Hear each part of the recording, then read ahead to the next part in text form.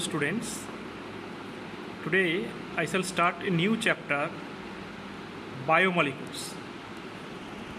Biomolecules means those substances or those organic molecules which are made from the living organisms.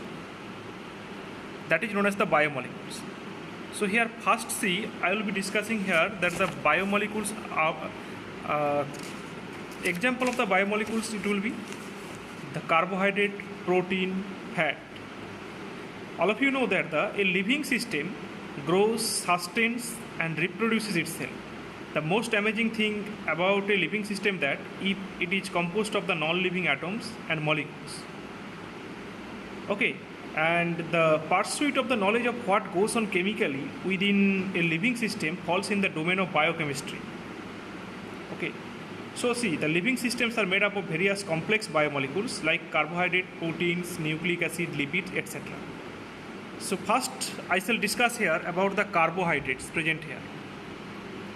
Do you know what is called the carbohydrates? Carbohydrates are primarily produced by plants and from a large group of naturally occurring organic compounds. Some common example of the carbohydrates are the cane sugar, glucose, starch, etc. And most of them have the general formula like this. Means I have to write the general formula here.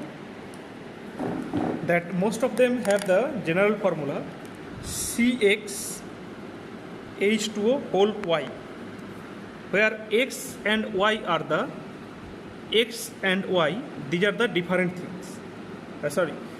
Different quantity. Just like C, glucose, it has the molecular formula C6H12O6. So it satisfies the formula that the C6H2O whole 6. C6H2O whole 6. So this is known as the carbohydrate. Okay, and C, that means C, the example means the glucose, its molecular formula fit with the CxH2O whole Y.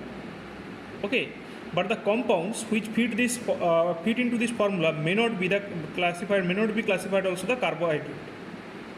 Just like C, if we consider the formaldehyde, HCHO is the molecular formula. Formaldehyde, it also fits with the formula C1H2O whole 1. That means, but this is actually not the carbohydrate, this is a formaldehyde.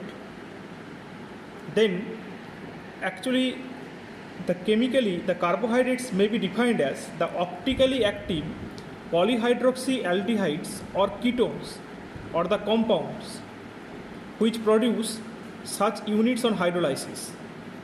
Some of the carbohydrates which are sweet in the taste are also called the sugars, and the most common sugar used in our homes is named as the sucrose, whereas the sugar present in the milk is known as the lactose. Okay, so if I consider the classification of carbohydrate, now we will be moving to the classification of carbohydrate. Okay, how the carbohydrates are classified. Classification of carbohydrates. You know, the carbohydrates, these are classified. See, the carbohydrates are classified on the basis of their behavior on the hydrolysis. They have been broadly divided into the three categories. One is the monosaccharides, another is the oligosaccharides, then the polysaccharides. Monosaccharide means a carbohydrate that cannot be hydrolyzed further to give the simpler unit of the polyhydroxyaldehyde or ketones. It's called a monosaccharide. About 20 monosaccharides are known to occur in the nature. Some common examples are glucose, then fructose, ribose, etc. And oligosaccharides, actually carbohydrates that yield 2 to 10 monosaccharide units on hydrolysis are called the oligosaccharides. They are further classified as the disaccharide, trisaccharide, tetrasaccharide, etc. depending on the number of monosaccharides they provide, etc. Okay, so for example, you know that the 1 mole sucrose on hydrolysis give 1 mole molecule of the glucose and 1 molecule of fructose, whereas Maltose gives 2 molecules of only glucose. Polysaccharides, carbohydrates which yield a large number of monosaccharide units on hydrolysis are called the polysaccharides. Some common example are starch, cellulose, glycogen, gums, etc. Now here, firstly we will be discussing here today that the monosaccharides. Monosaccharides. Do you know what is called the monosaccharides are further classified on the basis of the carbon atoms and the functional group present in them.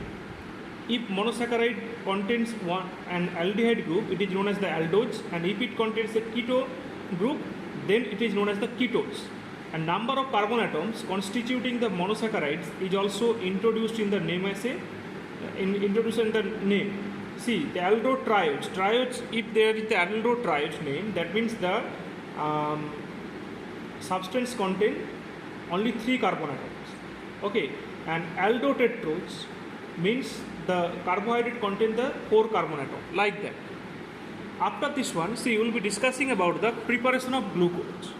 Monosaccharides, one of the monosaccharides, preparation of glucose we will be discussing today. So, you know that the glucose occurs freely in nature as well as in the combined form, and it is present in the sweets, fruits and honey, ripe grapes, and also contain glucose in large amount. How it is prepared? Actually, glucose is prepared by this way, that glucose, it is prepared from the sucrose. Glucose, it is prepared from sucrose. How?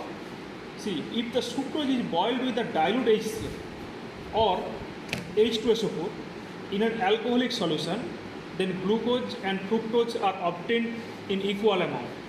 See, I will be showing you the chemical reaction here, that the glucose, just like see, C6H12O6,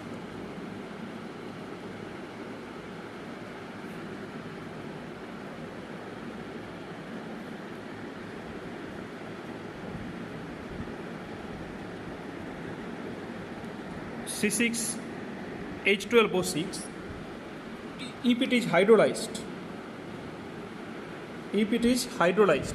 means if it react with the water in presence of the acids like H+, then what it will be given? It will be given here the glucose C6H12O6 plus fructose C6H12O6. Glucose and fructose will be given. Both have the same formula, but the glucose and fructose will be given. And also see, from starch also it can be commercially prepared. Starch, if it is hydrolyzes in presence of acid, it will be giving here the glucose. Okay, so first of all, see, the after preparation of glucose we will be discussing here today, that is the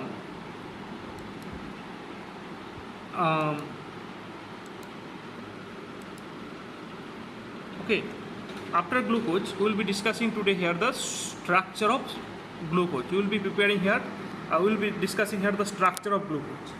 You know, glucose is an aldohexose and also known as the dextrose, and it is the monomer of many large number of carbohydrates, namely starch, cellulose, and it is probably the most abundant organic compound in the earth.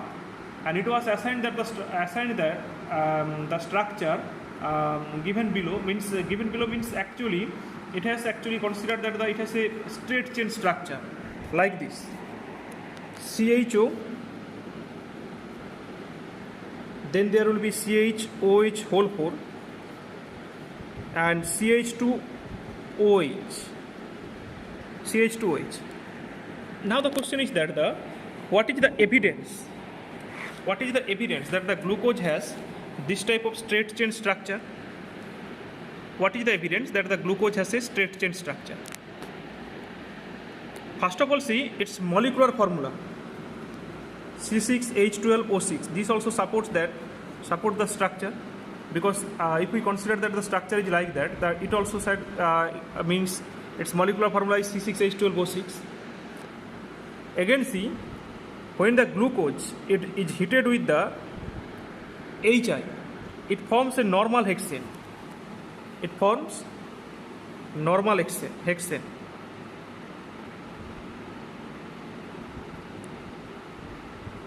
which has a straight chain structure. That means see, on prolonged heating with the HI, it forms normal hexane, suggesting that all 6 carbon atoms are linked in a straight chain. That means this you know that the hexane it has a straight chain structure. So obviously the compound is a straight chain. Otherwise, how it will form the straight chain structure on prolonged heating? Then another one, see that the glucose, when it is react with the hydroxylamine, it forms an oxime and adds a molecule of hydrogen cyanide to give the cyanohydrine. Actually, you know that the CHO means the glucose. If I consider that this structure will be like this, CHOH whole 4, CH2OH, then if it is heated with the NH4OH, what it will form? It will form here the CH double bond NOH, CHOH whole 4, CH2OH. That means see, it's reacting with a substance and producing oxime. That means that is the property of aldehyde. So we can conclude here that in glucose there may be a presence of aldehyde group like CHO. Again see, when it is treated with the acetic anhydride, CH3CO whole 2O, when it is treated with the hydrogen cyanide, HCl, it will be giving here the cyanohydrine, glucose cyanohydrine, CHCnOH, CHOH whole 4 and CH2OH, glucose cyanohydrine. So this formation of the glucose cyanohydrine also produces that, also give us the inference that obviously there is a CHO group present in the present in the glucose, and we have to keep it in mind that the CHO or the aldehyde group is a terminal functional group. Next, see, when the glucose actually gets oxidized to the 6 carbon carboxylic acid, that is the gluconic acid, and on reaction with a mild oxidizing agent like bromine water, this indicates that the carbonyl group is present as an aldehyde group. And see, first two reactions whatever I have discussed here, so this reaction proves that there is a carbonyl group, because this actually will be the reaction for both the aldehyde and ketone. Now we can differentiate it. See, when glucose is allowed to react with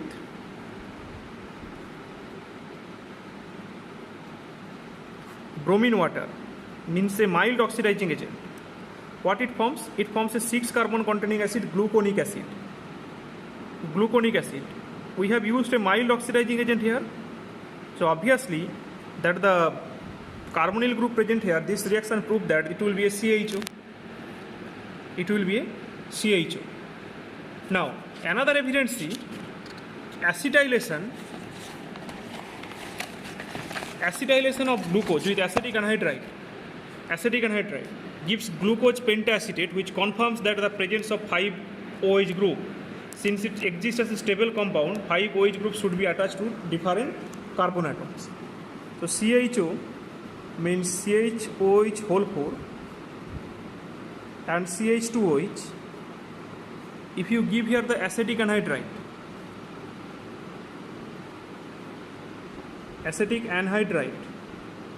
then what it will form? It will form here CHO,